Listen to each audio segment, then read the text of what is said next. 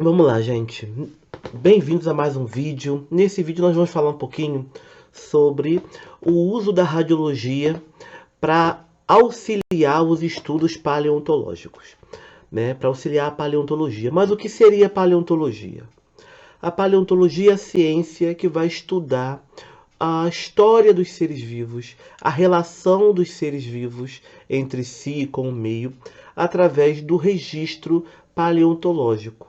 Esse registro é um registro que é feito naturalmente, né, de formas amplas, né? O que a gente mais conhece, né, como fóssil é o registro de seres vivos, né, depositado em rochas, né, ou o que a gente chama de mineralização. O esqueleto ou parte do animal é mineralizado, né, e a gente consegue achá-los em afloramentos fossilíferos.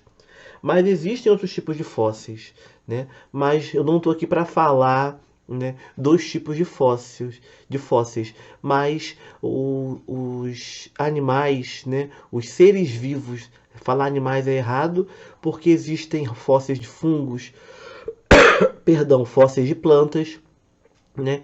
E a gente consegue estudar, né, através da paleontologia, da paleobotânica, como que era a vida, né, no passado profundo, né, vida animal, vida vegetal, né, todo tipo de vida. Mas, para além do que seja fóssil, né, porque é um conceito muito amplo e um conceito que ainda está sendo discutido e ao longo do tempo formado, né, a ciência ainda discute o que é fóssil. Mas nós vamos falar aqui um pouquinho do auxílio que a radiologia dá, que os exames de imagem dão ao estudo da paleontologia, ao estudo da vida no passado profundo. Com a radiologia, a gente consegue estudar os fósseis de maneira com que a gente não danifique a estrutura, que a gente não danifique a peça. Existem fósseis, né? Isso aqui, tá? Eu tenho apenas réplicas, não tenho fósseis de verdade. Isso daqui é a réplica do crânio de um Velociraptor, né? Só que quando a gente, né, entende como é o afloramento fossilífero, como os fósseis são encontrados, a gente entende que eles são encontrados dentro de rochas. Tá? Aqui tem um outro, isso aqui é a réplica do holótipo do Velociraptor. Né? Holótipo é o espécime que vai ser a base, vai ser o RG, né? A identidade de uma espécie fóssil. Os exames de imagem vão nos ajudar a estudar os fósseis, né, de maneira a não danificar esses objetos, a não danificar a peça.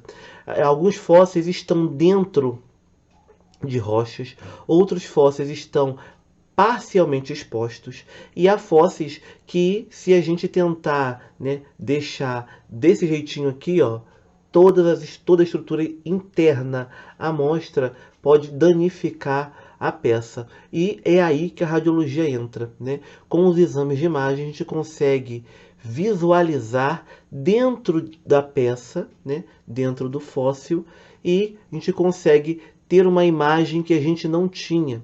Exemplos são fósseis de ovos, né? A gente consegue ver através de exames de imagem o esqueleto do embrião, né? Fósseis que estão com parte deles, né, como essa réplica aqui, né, parte com ainda material da matriz rochosa, a gente consegue ver o espaço que ocuparia, por exemplo, o cérebro ou os órgãos internos desse animal, com o auxílio do exame de imagem. Através desses exames, muitas estruturas internas, estruturas que a gente desconhecia, né?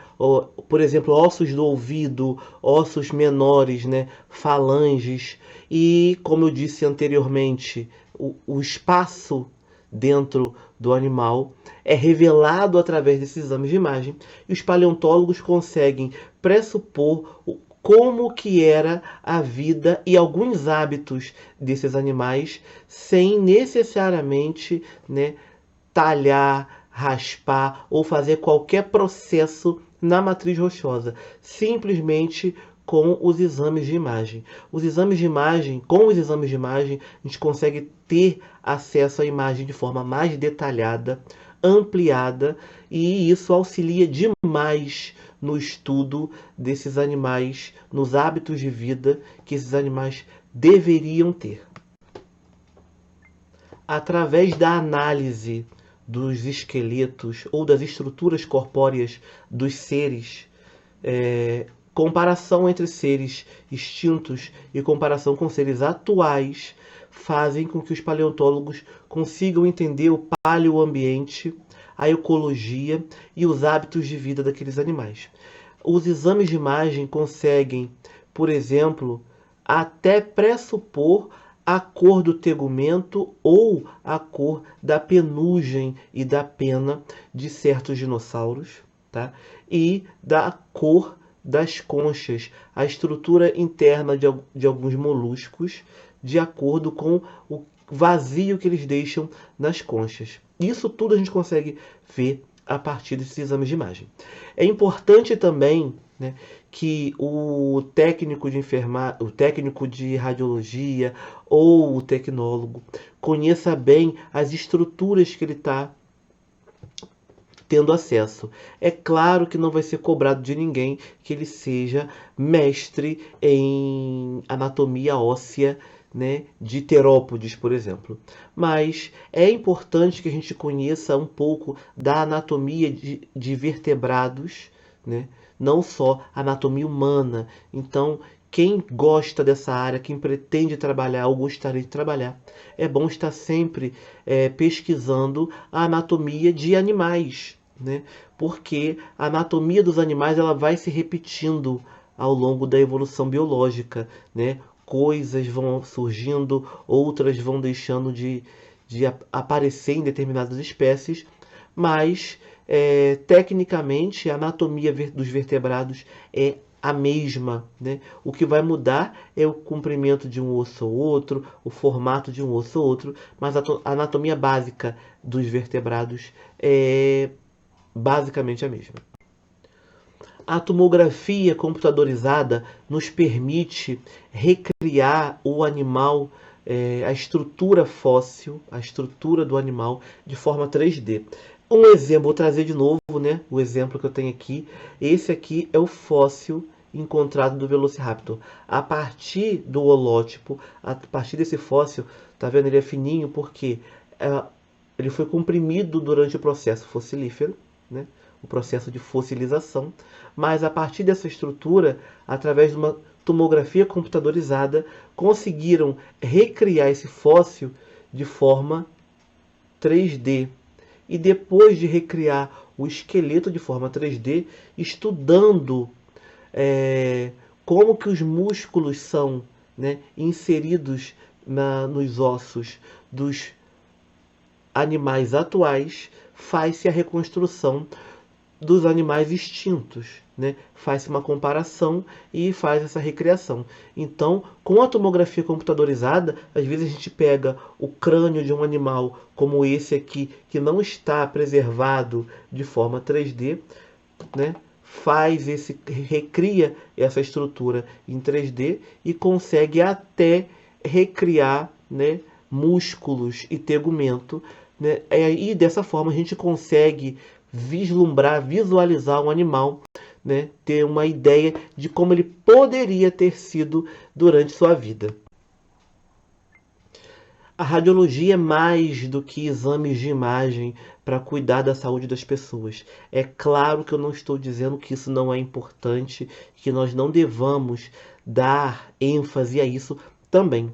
Mas a radiologia é uma área que pode ajudar, né, a ciência, né, não só na saúde, mas a gente pode trabalhar em indústrias, a gente pode trabalhar em usinas, a gente pode trabalhar em laboratórios de biologia, de paleontologia, né? E a gente deve investir e mostrar para todo mundo que o técnico em radiologia, que o tecnólogo em radiologia, que o profissional da radiologia, ele tem uma gama de lugares onde ele pode exercer a sua função e contribuir efetivamente para o crescimento da sua empresa, para o crescimento científico, para o crescimento do conhecimento.